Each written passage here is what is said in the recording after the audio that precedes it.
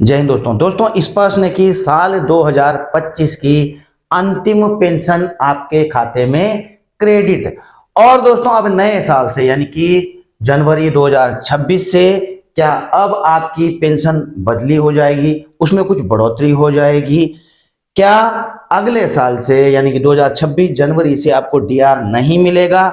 आठवां पे कमीशन क्या आपको लागू हो जाता है, इससे अगले ही महीने से आपकी पेंशन में बदली शुरू हो जाएगा। इन सब चीजों पर दोस्तों डिस्कस करेंगे। जैसा कि आपको पता ही है कि महीने के अंतिम वर्किंग डे को स्पर्श की तरफ से पेंशन डाली जाती है। तो 31 दिसंबर को आपको ऑलरेडी मैसेज आ चुके थे कि 31 दिसंबर को आपकी दिसंबर की पेंशन आ जाएगी और वो आना शुरू हो चुकी है और शाम तक सबकी क्रेडिट भी हो जाएगी। हालांकि दोस्तों कुछ पेंशनर्स पर खतरा बना हुआ है कि उनकी पेंशन क्रेडिट नहीं हो पाएगी। और क्यों नहीं हो पाएगी दोस्तों? अगर जिनका ड्यू लाइफ सर्टिफिकेट का नवंबर में था, उन्होंने नहीं दिया है न नवंबर में न दिसंबर में, या फिर देने के बावजूद रिजेक्ट हुआ है, तो दोस्तों उनका खतरा बना हुआ है पेंशन क्रेडिट होने का। अब आप मुझे यह कमेंट करके बताइए कि क्या आपकी पेंशन क्रेडिट हो चुकी है या आपने लाइफ सर्टिफिकेट नहीं दिया है या देना था। जो भी आप कमेंट बॉक्स में जाकर के लिख सकते हैं। अब बात करेंगे दोस्तों, ये वाली पेंशन तो आपको मिल गई दोस्तों अभी तक, जो 58% डीआर के साथ में, ठीक है, ये मिल गया। लेकिन अब जनवरी से क्या क्या क्योंकि क्या अब डीए जो आपको डीआर मिलता था वो बंद हो जाएगा पेंशन पर? क्योंकि कुछ पूछ रहे थे मेरे से दोस्तों, पेंशनर्स कुछ सवाल उठा रहे थे, क्या अब पेंशन में कुछ बदलाव आ जाएगा? देखिए दोस्तों, पहली बात आपको पता है कि जैसे अगर पिछले पे कमीशनों की बात करें, चाहे वो 2016 में 7वां पे कमीशन था, 2006 में छठा पे कमीशन था, या उससे पहले के पे कमीशन, तो वो जनवरी से जो है उनका डीएडीआर उसमें मर्ज कर दिया गया था आपकी बेसिक में, और आपका डीएडीआर 0% हो चुका था कि तो ऐसे में दोस्तों क्या जनवरी से ही चेंज हो जाना चाहिए? देखिए दोस्तों, चेंज कब हुए हैं? जब इसको लागू किया गया। यानी कि आपको पता है दोस्तों कि अभी जो है सरकार ने कमेटी गठित कर दी है, कमेटी ने अपना काम शुरू भी कर दिया है दोस्तों। 18 महीने का समय दिया गया है। अब नवंबर से आप 18 महीने का समय लगा लीजिए दोस्तों, 25 से 26 पूरा गया, 27 जून जुलाई तक शायद हो पाए। उसके बाद 2-3 महीने गवर्नमेंट भी ले या जल्दी ये काम हो जाए तो हो जाए। लेकिन जब गवर्नमेंट इसे लागू करेगी दोस्तों, तो उसके बाद मोस्ट प्रोबेबली जो है, जो पिछली हिस्ट्रियां बताती हैं दोस्तों, मैं क्योंकि अभी गवर्नमेंट ने इस चीज को क्लियर नहीं किया है, क्योंकि पहले कुछ भी नहीं क्लियर किया जाता कि भाई ये चीज हो जाएगी, ये चीज हो जाएगी तो बात ही खत्म हो जाएगी। कि इवन की गवर्नमेंट ने जो अपना टीओआर टर्म्स ऑफ रेफरेंसेस निकाले थे, उसमें भी ये चीज मेंशन नहीं की है कि 1 जनवरी 2026 से ही आपको पे कमीशन दिया जाएगा।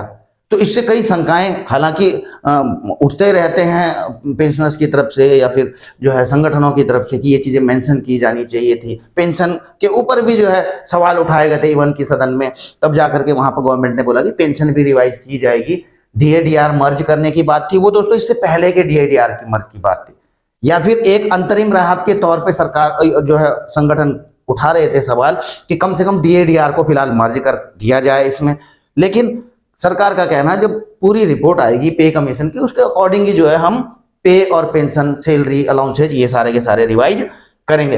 तो अगले महीने से क्या आपका डीआरडीआर बढ़ेगा नहीं? फिर आप यह भी सोच रहे होंगे, क्योंकि अभी 50% तो हो गया, अब नया साल लग जाता है, तो ऐसे में 8वां पे कमीशन जो है, क्यों 1 जनवरी से बोल रहा हूं दोस्तों मैं, क्योंकि अभी तक हालांकि गवर्नमेंट ने अभी तो यह क्लियर नहीं किया है, लेकिन पिछले कोई भी आप रिकॉर्ड उठा करके देख लीजिए, चाहे वो 7वें पे कमीशन की बात थी दोस्तों।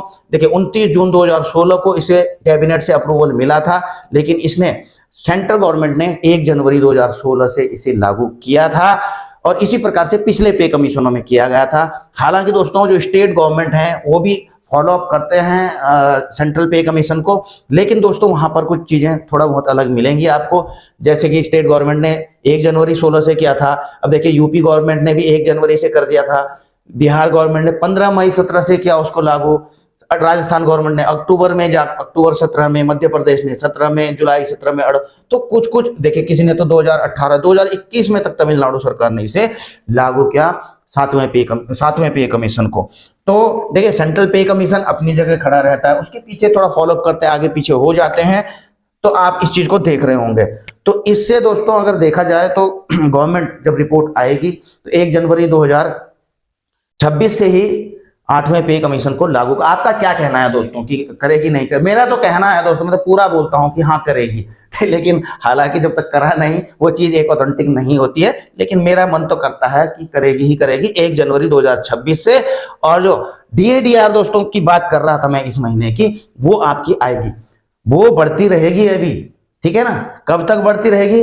जब तक जो है पे कमीशन की रिपोर्ट नहीं आ जाती, यानी कि अभी 58% है अगर सपोज, तो जनवरी से अगर इसको बढ़ना है दोस्तों, अगर 2% बढ़ेगा या 3% बढ़ेगा तो फिर 58 से 60 या 61% हो जाएगा। फिर जुलाई से बढ़ना होगा, जुलाई 2026 से 2-3% अगर वो बढ़ना होगा तो उसके बाद जो है 63% या 62% वो तब हो जाएगा।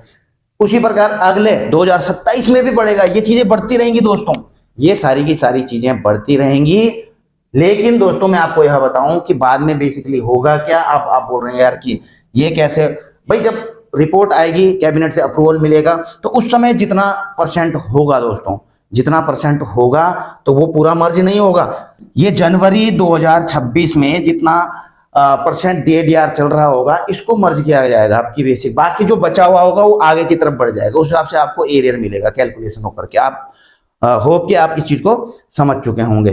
तो दोस्तों वीडियो अच्छी लगी हो, पेंशन से संबंधित कुछ आप जो है अपनी राय या फिर पे कमीशन से संबंधित देना चाहते हैं तो आप कमेंट बॉक्स में जाकर के लिख सकते हैं। वीडियो करेंगे यहीं पर समाप्त, जल्द मिलेंगे नई वीडियो में नई जानकारी के साथ।